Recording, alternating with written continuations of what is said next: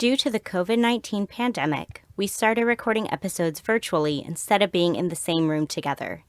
This created technical issues for us for many weeks. Our sound issues get better beginning with the pros and cons episode. In the meantime, we appreciate your patience with the sound issues that are present in this episode.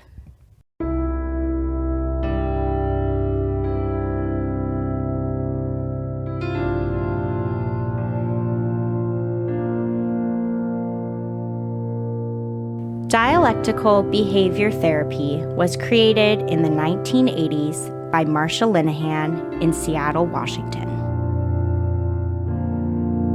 Today, DBT is taught all over the world. We're two therapists who believe everyone can benefit from DBT skills. I'm Kate. I'm Michelle. And this is DBT and Me. Hello, everybody. We're recording. Hello. Woohoo! We're recording. We are. I pressed the button. It's going. It is happening.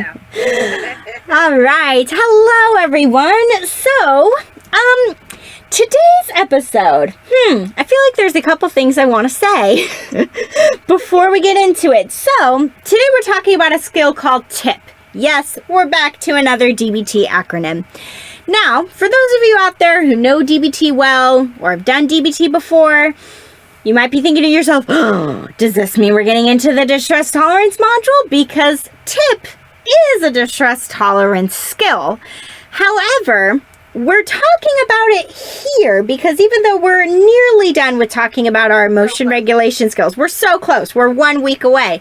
When we do our recording for next week's recording, we will be referencing TIP because DBT does this sometimes where the curriculum assumes that you're taking all the modules at once. So sometimes DBT will reference different skills from other modules. And if you haven't taken those other modules, you're going to be left a bit in the dark. Like what? Yeah, like what is that skill? I haven't learned that skill yet. So basically, we're putting in TIP here, mixed in with our emotion regulation skills, because it's going to be something that we reference next week with what we're going to be talking about to wrap up emotion regulation. The other thing that I will say before we get going is silly DBT with the acronyms. Yes, DBT spells TIP T-I-P, the way we spell this simple word in everyday life. However, in DBT land, the P stands for two things. So really, if DBT was doing the acronym accurately, it would be T-I-P-P. But instead, they keep it TIP, but we're going to talk about two different things when we get to the P. So those are my initial thoughts. Yes, Kate. Also, I know you said why we're recording it now, but do you want you two or me to talk about when you used it? Ooh, yes. I'll talk about it a little bit, and then you can maybe add on. So, honestly, TIP, in my opinion, is one of the most handy DBT skills.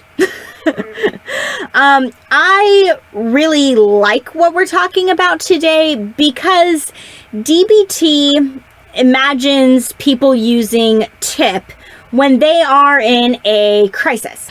When you are in a very emotionally overwhelmed state, your emotions are at a 10, maybe something really big just happened to you, you got some huge news, or something may have even, physically happened to you and your body's just flooded and emotionally overwhelmed. In those moments, TIP can be one of the best things to turn to because DBT, you may have noticed in talking about some of the emotion regulation skills, a lot of the emotion regulation skills require a lot of steps, a lot of thinking, all of that. And TIP does not require any kind of worksheet, any kind of really intellectual output. There's not a lot of thinking involved with TIP. It's different things that you can do with your body to help get you back to baseline, to help bring down...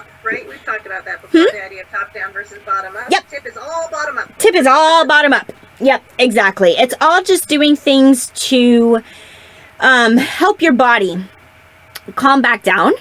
And then when you get back down to a bit of a calmer state from being so emotionally overloaded, then you may be able to tack on or use some of the other DBT skills like we've been talking about. Maybe that's when you check the facts or something like that. But when your brain's back online. Yeah, when your brain comes back to you, tip can help you get there.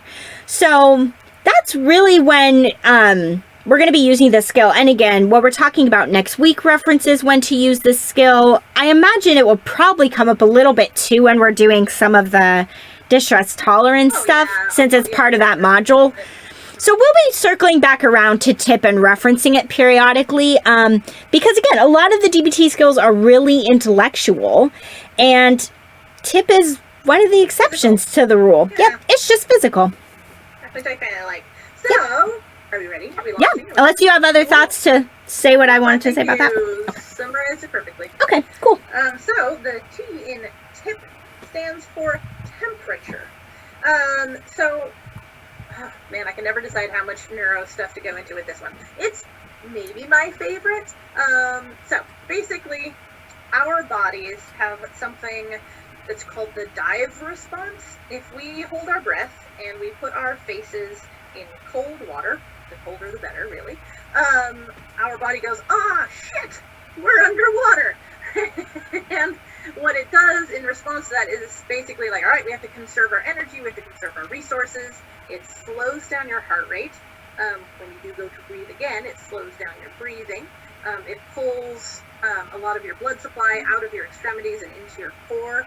And basically the message it gives to your whole body is slow down.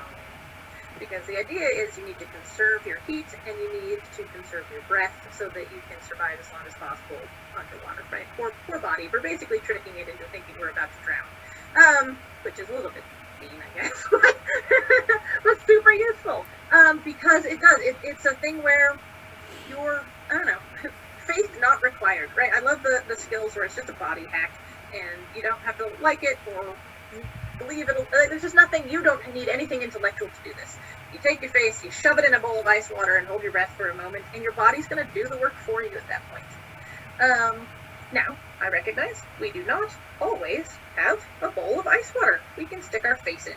So, other possible ways to emulate this. It may not be quite as intense of a response, but you can also put a cold pack or a Ziploc bag full of cold water on your eyes and your cheeks. You can splash your face with super cold water, which is something often available anywhere there's a bathroom, right? You can kind of splash or hold water in your hands and hold it over your face. So there are a couple of more accessible ways to perform this, but I highly recommend, if you're able to, if you're home, you're in a space where you can do this, go all the way. Do it full on, and do stick your face in that cold water, and hold it there for at least 30 seconds if you can.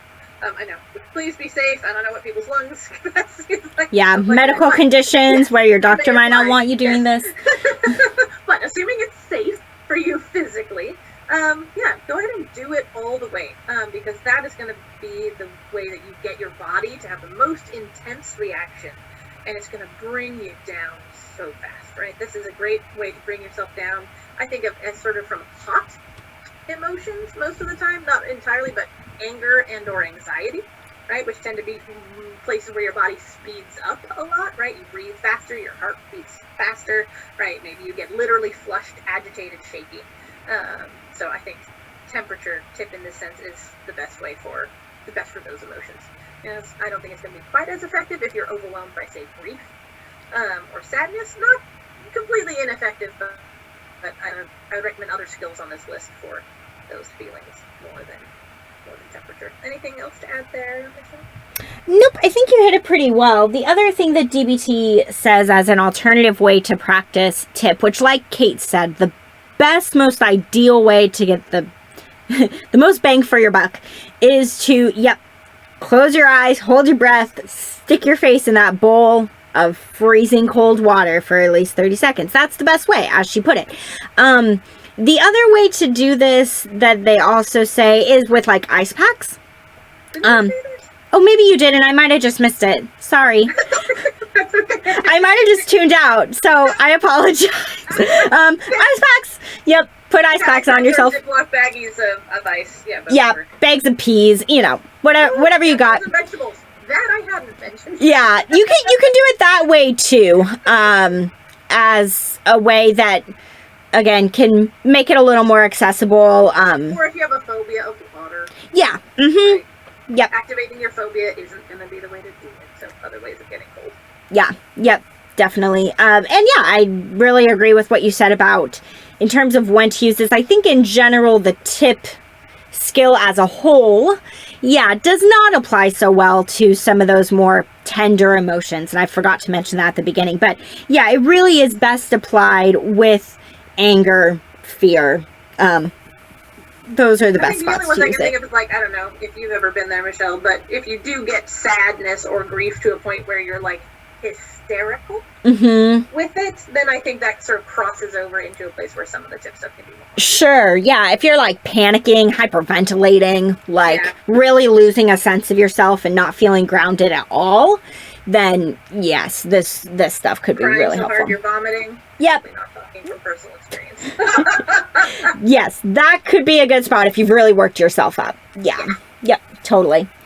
So, moving on to the I. The I stands for intense exercise. And similar to the temperature, like Kate said, 30-ish seconds or so. That's really all it takes for your body to start bringing itself down. It doesn't take very long with the temperature. It really doesn't. No. It also doesn't have to take very long with the intense exercise.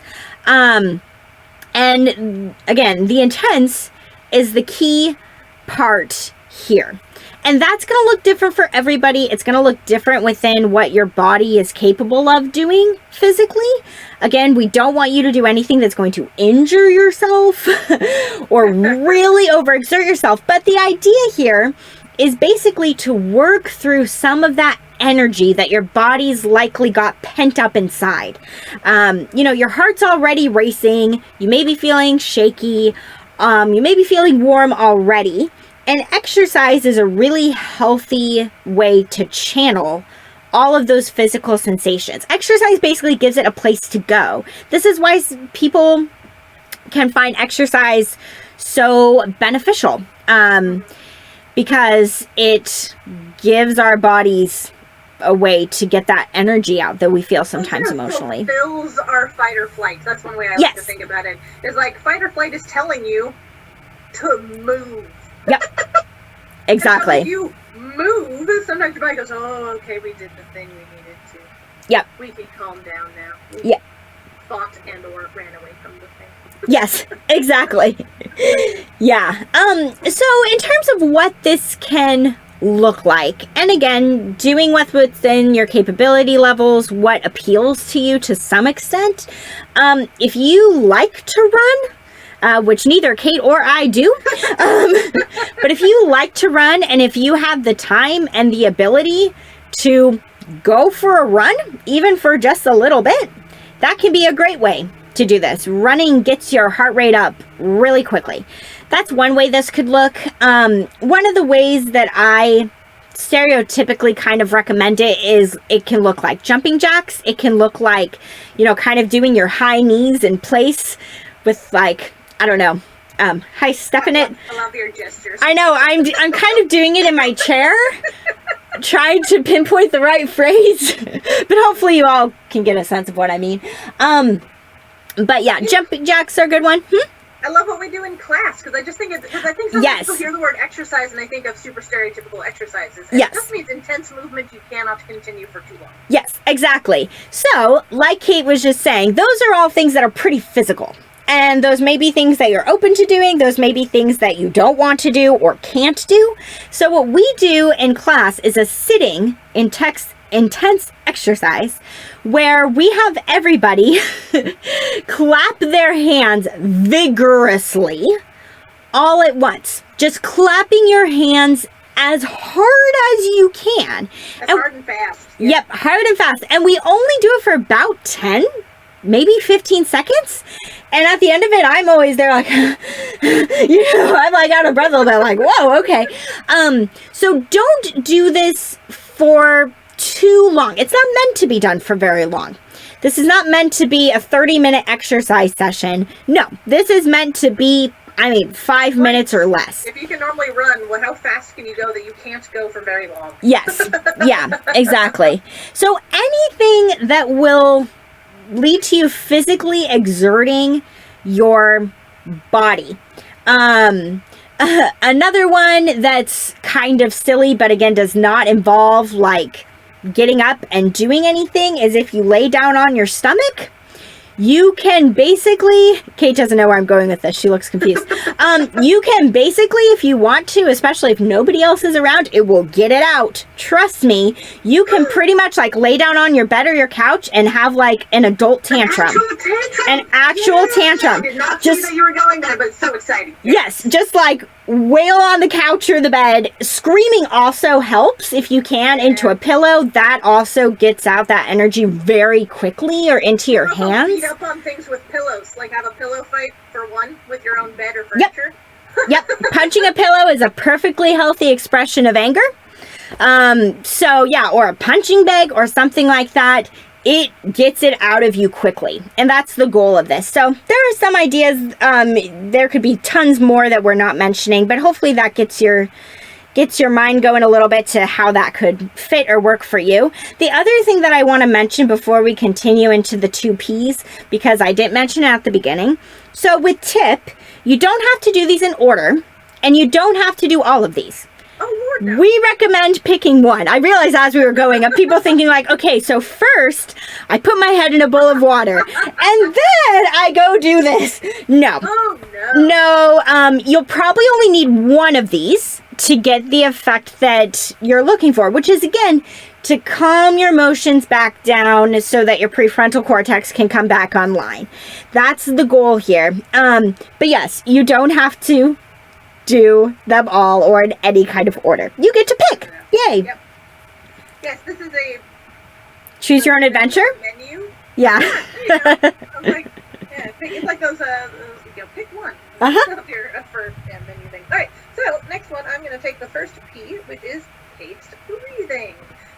It's funny, I didn't realize it was listed in this order on the handout. Michelle and I were figuring out who was going to talk about what for this thing, and I was like, I don't like the other one. So funny that it actually is in the right order. As we talk about a lot, right? Everybody think about DBT is based on, I don't know, your own preferences. So I don't know, try and make it clear when I don't like something. So paced breathing. Essentially, what this is, I don't know, most breathing, if you've ever been taught a breathing exercise in therapy, that counts, right? What this is taking your breathing from an automatic thing that is just happening at whatever speed and or depth your body is doing on its own, and it's wrangling your breath and doing it intentionally. Some things to make this especially effective is to try and be breathing in from your belly.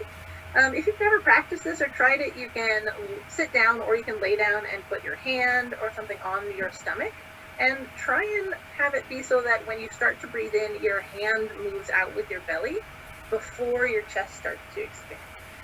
The idea here is that you're pulling down your diaphragm into your belly and that expands it. And that helps you really fill your lungs all the way down into the bottom of them. If you want to look up, oh man, I wouldn't know how to spell this if you paid me, but diaphragmatic breathing, then we'll talk to you about belly breathing.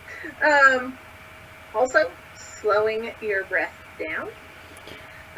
Most especially slowing down your exhalation. I can't remember if we've talked about this at any other period of time previous on the on the podcast, but long story short, when you exhale, that stimulates your parasympathetic nervous system, which is your rest and digest part of your nervous system, and that helps just to automatically calm you down. When you're exhaling, your body goes, oh, I get it, we can relax, we can chill out. If you think about panicked breathing, it's normally very gaspy, right? Right, where the focus is really on the inhalation. And that's because that's your body getting ready for the fight or flight, right? That's prepping for action and speed and intensity. So by focusing on the exhalation and making that a longer part of your breath than the inhalation, that helps your body change its focus into relaxation, into slowing down. So it talks about an average of 5 to 6 breaths per minute being about the number of breaths you want to take in a minute.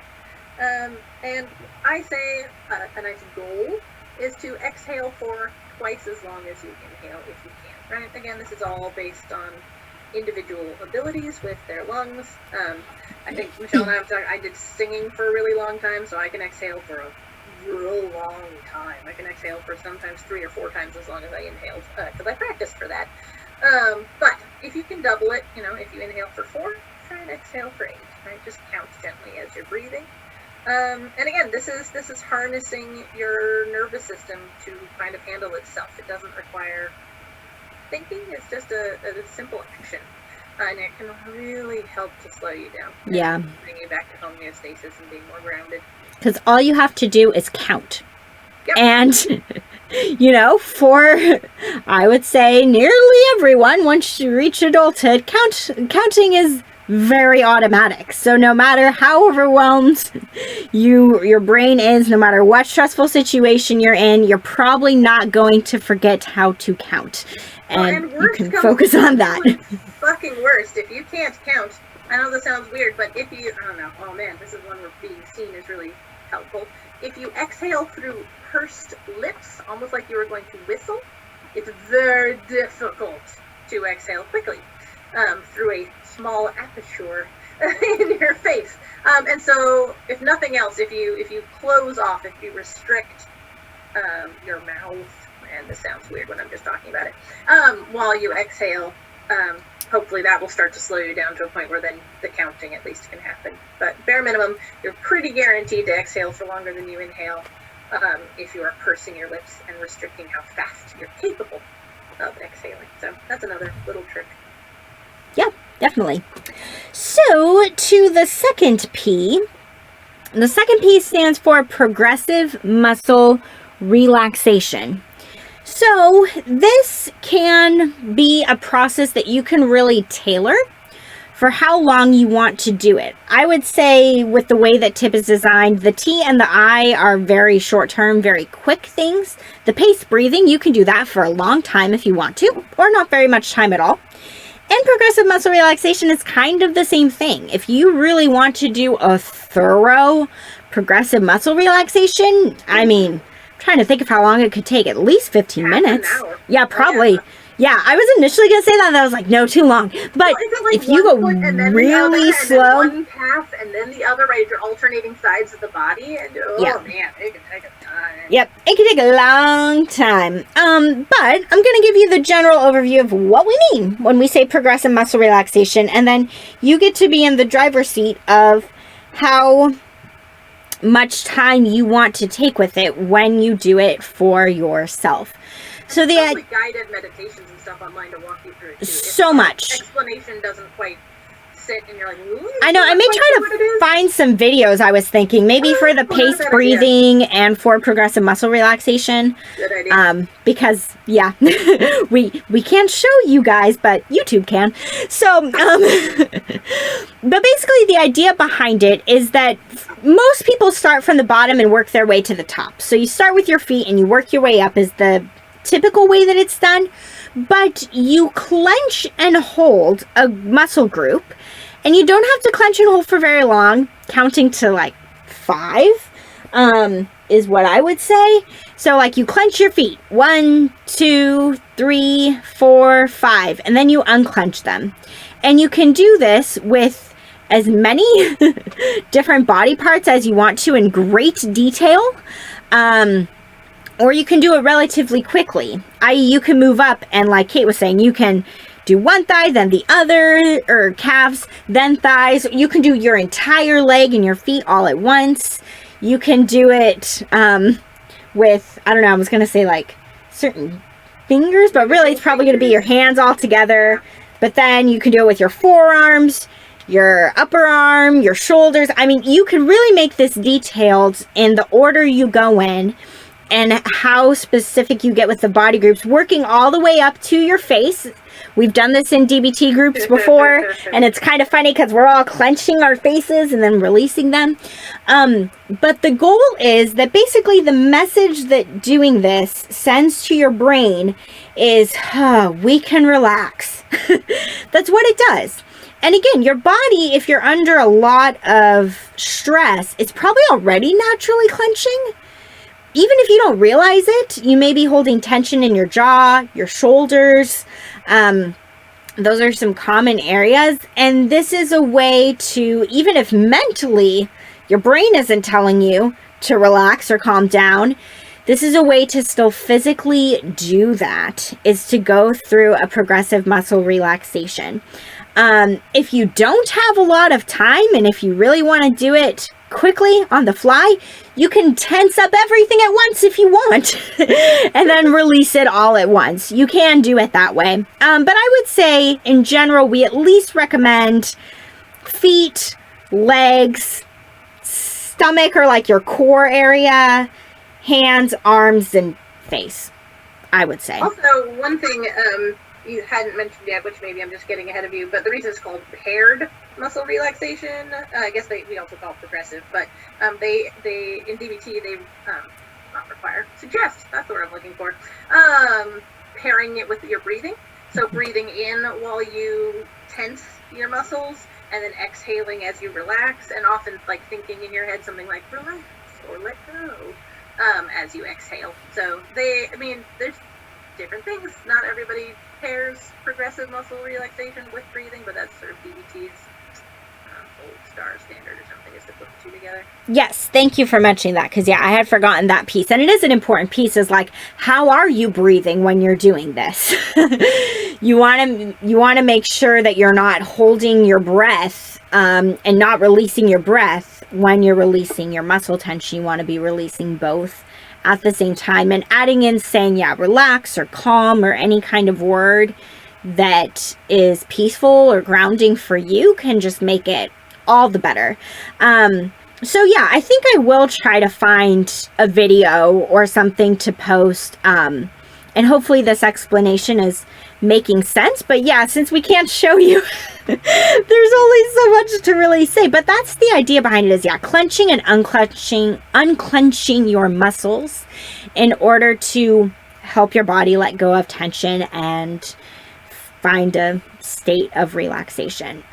So just to briefly recap, T is for temperature, I is for intense exercise, P is for pace breathing, and then P is also for progressive or paired muscle relaxation. So for your homework, pick one. Pick one to try out. And we recommend, even though DBT considers these quote-unquote crisis survival skills, or DBT uses that verbiage a couple different ways. And you may be like, well, I don't need to use, maybe you're looking back over your week in a week's time and you're like, I didn't need to use any of that tip stuff they talked about because I wasn't in a crisis situation. I didn't feel too emotionally overwhelmed at any point. And we recommend trying at least one of these anyways. Because if you've never done, let's say, paced breathing before, if you've never done that, and then, bam, something really big hits you, you're probably not going to be able to easily recall in that moment, oh yeah, they said something about how I was supposed to breathe. Okay, let me try that. It's gonna feel like you're going on stage for performance and you've never rehearsed. And you're now expected to know what to do. So practicing the muscle relaxation or the breathing would be two that I would really strongly recommend. Also with the exercise, it can be good to know what kind of exercise fits for your body, what movement you can do intensely that's not too much. That could be a good thing to test. And hey, for kicks and giggles, put your face in a bowl of water. See what happens. What happens? Yeah. So you can really pick any of these to try out, even if you don't face a crisis situation this week. And we recommend trying them when you're in a place of calm. And again, or at least relative calm. Relative calm. If you want. Yeah, exactly. If you're, I don't know, Emotionally not, I would say past like a 7. Oh, yeah, no, yeah, right, yeah. I was going to say 5 or below, so yeah, something like that. Yeah, because these would be ones that you would typically use at an 8, 9, or 10 of emotional overwhelm, but to practice, you can be at less than that to try it out and play around with it. So, yeah, that's what we got. And, yeah, email us, DBT Me Podcast at gmail.com. And Kate's going to do a closing moment. I am, and even though we're going to post videos, closing moment today, I'm just going to do a really brief paced breathing exercise with you guys. So, won't be too long, but just to give you kind of a sense of how it feels. And a little tiny bit of practice before you launch into maybe trying to do this on your own this week. So, as always, get into a comfy position. If you feel comfortable doing so, go ahead and close your eyes. And then, as per usual, to start with, we are just going to notice the breath. Before we try and breathe in any kind of controlled or deliberate manner, just take a moment to tune in. Notice where you feel the breath in your body. Maybe even take a moment and put a hand on your belly and see if you're breathing down into your belly naturally or not. And just let it welcome you into your body, into the moment. Let it center you. Alright, so in a moment, we're just going to take a few breaths together. I'm going to go ahead and count for you for the inhalation and the exhalation. Though I want to emphasize, follow me only if you can. Right? If you need to exhale sooner than my count, go ahead and do that. This is meant to be calming and relaxing, not stressful or painful or difficult. So, alright. At this point, I'd ask everyone to breathe in. 1, 2, 3, 4. And out. 1, 2, 3, 4, 5, 6, 7, 8. And in. 1, 2, 3, 4. And out. 1, 2, 3, 4, 5, 6, 7, 8. In. 1, 2, 3, 4. Out. 1, 2, 3, 4, 5, 6, 7, 8. In. 1, 2, 3, 4. Out. 1, 2, 3, 4, 5, 6, 7, 8. Last one. 1, 2, 3, 4. Out. 1, 2, 3, 4, 5, 6, 7, 8. And now just return to your normal and natural breathing and see how that felt. Take a moment to tune in. Does your body feel any differently than it did before we started? Do you feel any differently emotional than we did when we started? Return to natural breathing and also come back into your body as always. Maybe do some stretching or rolling your wrists or ankles, whatever feels good. And I invite you all to play around with this and play around with your belly breathing sometime in the coming week. Thanks so much, everybody. See you next week. See you next week. To learn more about us and the DBT skills we're teaching each week, join our Facebook group. Simply log in to your Facebook profile and search for